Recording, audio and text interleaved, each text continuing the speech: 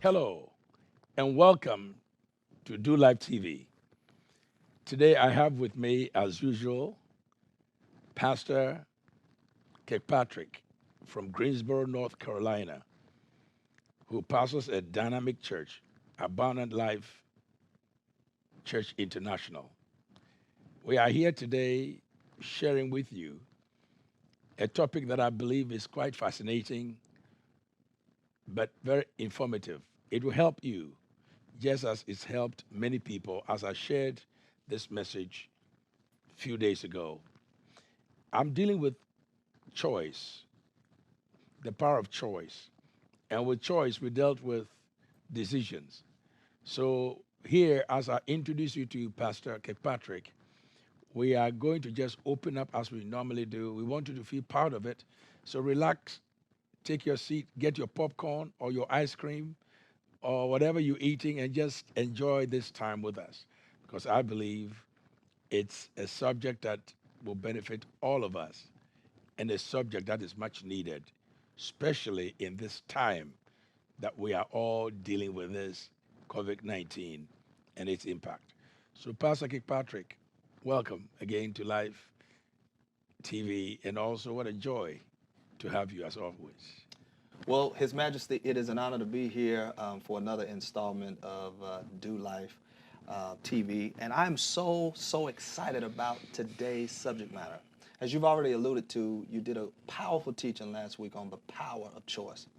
You know, as a leader to leaders, one who is sought out for your wisdom and for your insight by people of all walks of life, um, world leaders, politicians, educators, entrepreneurs, business people, and as a pastor who have the privilege of shepherding hundreds and thousands of people around the world, people come to you about decisions and about choices.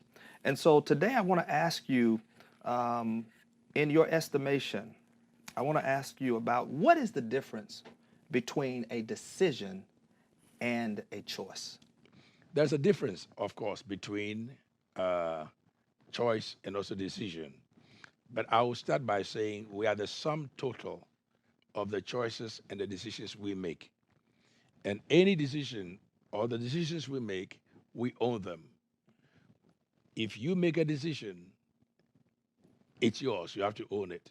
And if you make a choice, it's yours. You have to own it. Even though from time to time others come along to help you own that choice. But the truth is, you own it. Now, the difference between choice and decision, or decision and choice, is that decision is a consideration that leads to a resolution. A consideration that leads to resolution. A choice is the act of selecting a position when you are faced with multiple possibilities. So we say that a choice has to do with multiple possibilities, and decision has to deal with a resolution. So there's a total difference Yes. in it. Yes, sir. Very good. Very good. Let me ask you, let's just say someone makes a decision. You just said once you make a choice, that choice makes you. And so we have to make certain that we choose carefully. But let's just say hypothetically, when one makes a bad choice, when one makes a choice that's not in his or her best interest, how does one recover from a bad choice? Because with every choice, there are consequences, correct? That's correct. So how does one recover from bad choices? I mean, there are those who recover from bad choices quicker than others. There are those who make choices that literally extend or brings devastation. So that's why it's very important for us at the offset to make sure that we process things carefully and thoroughly before we make those choices, which results in decisions.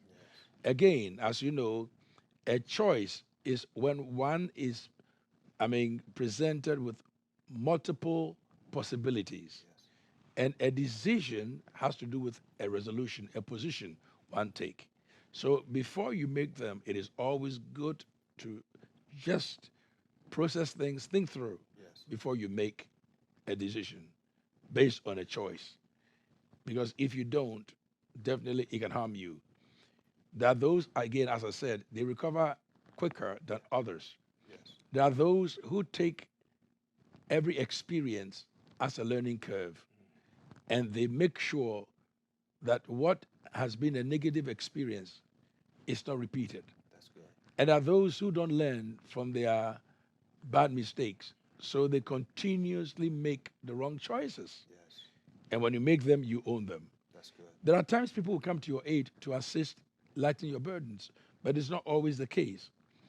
Many people are in trouble today because of the wrong choices they made. So there's power in choices, Yes. just as power in decisions. That's good. So one have to be careful and cautious when you are going to make decisions or choices. That's good. Let's talk a little bit about environment, or let's better yet, let's talk about influences, because a lot of times our choices are influenced by the people that we are in association with. Have you discovered over your lifetime where you find people who made bad choices? Could it be traced back to the influences that were around them, the associations, the company that they kept? What role does my association play in my decision making? Actually, it's practically true and it's serious.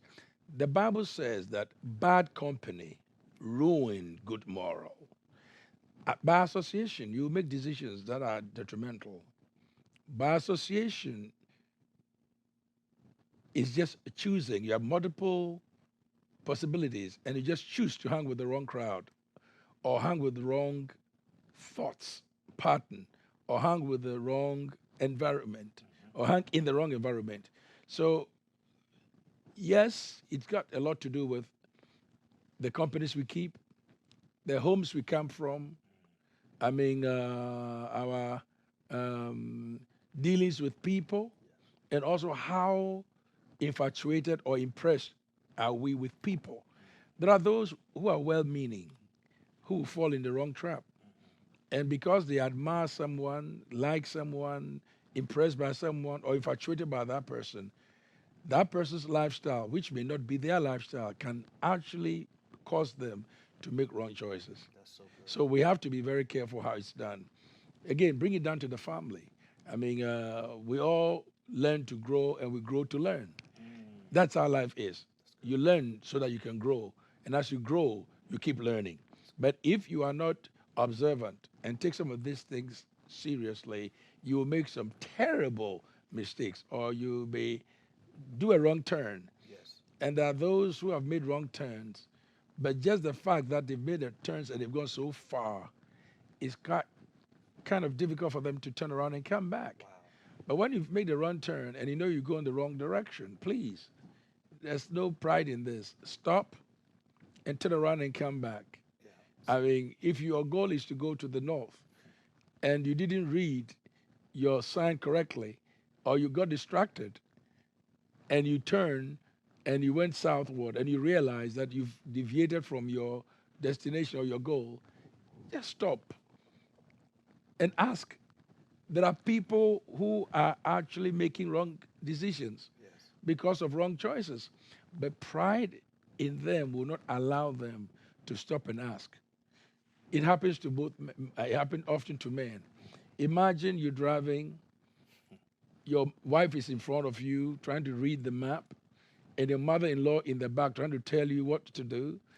You may shut both of them out at times, and you pretend you know where you're going. So they will say, turn right. You say, I know where I'm going. And you find yourself ending somewhere else rather than your right destination. When you don't know where you're going, stop and ask. Yes. There's no pride in this. And it doesn't pay to be arrogant in that. So if you've detoured or you've taken the wrong direction in life, or you've made wrong choices, or you are prone to making the wrong decisions, make sure that you get help. Because if you don't get help, it can harm you down the road.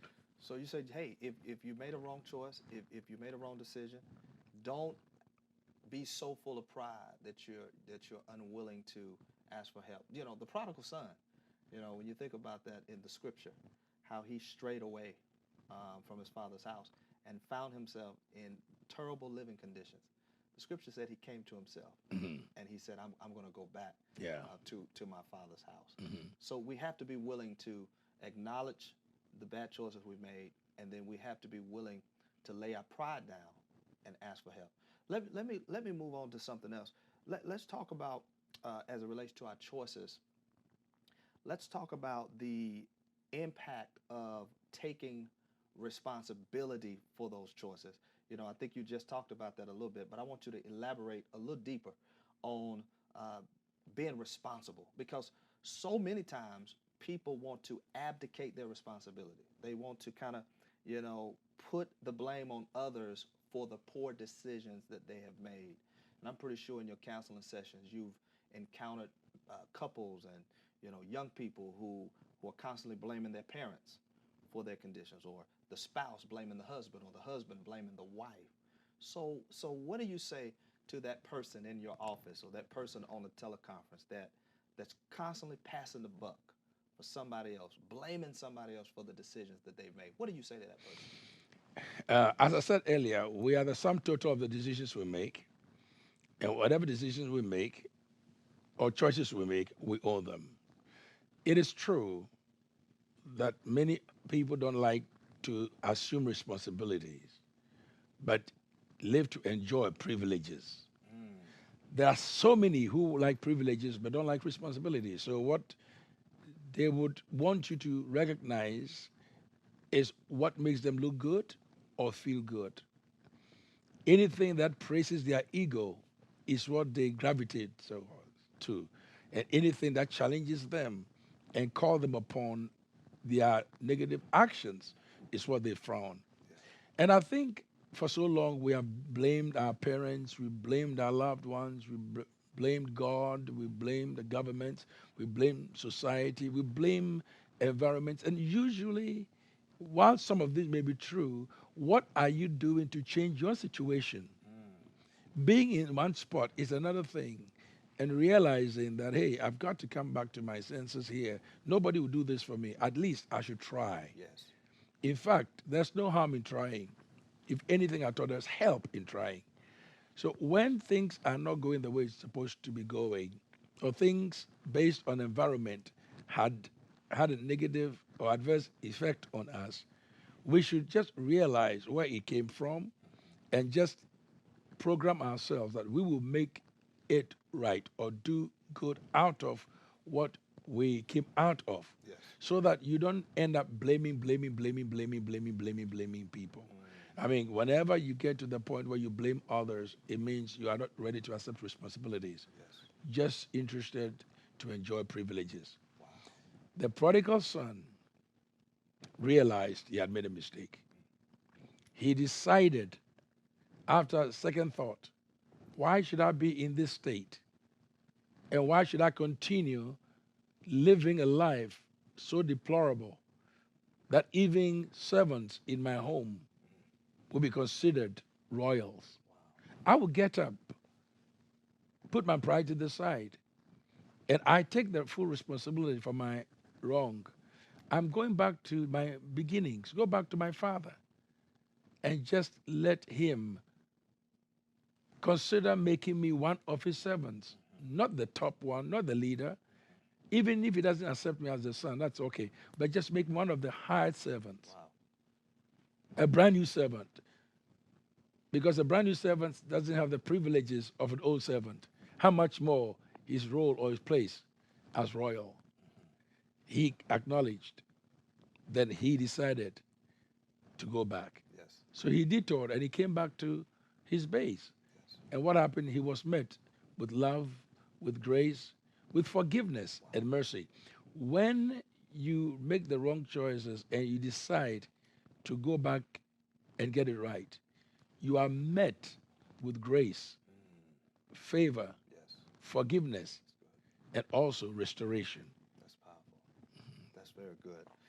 Um, let's just say for a person, you know, who have made a mistake, they made a bad decision in a relationship, um, and that person has went back and asked for forgiveness, and and repented, and they were very remorseful for what they did.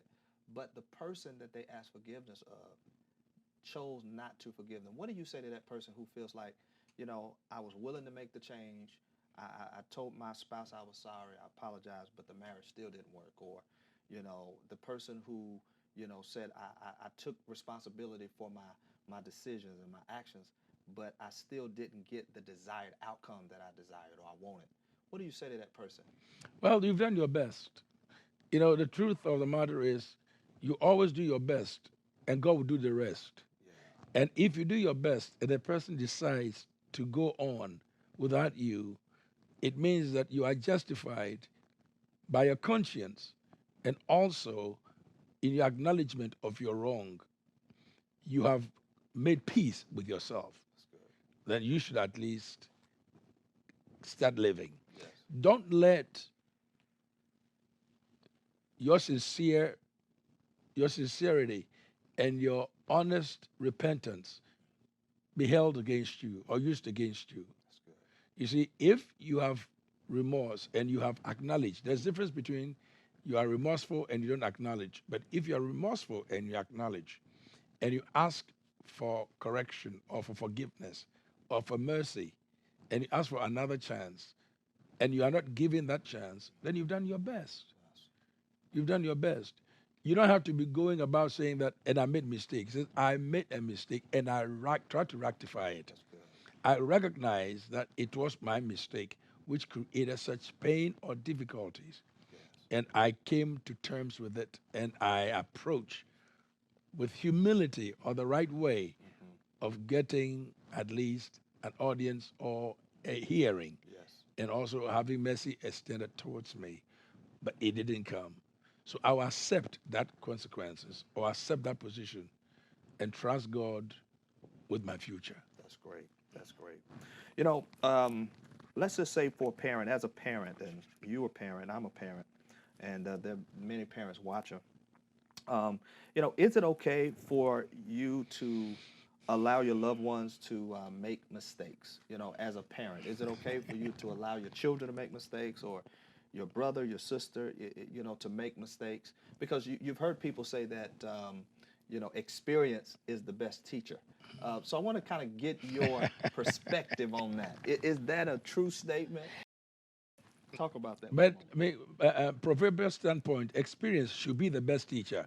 But to so many people, experience is not even what I call a substitute teacher.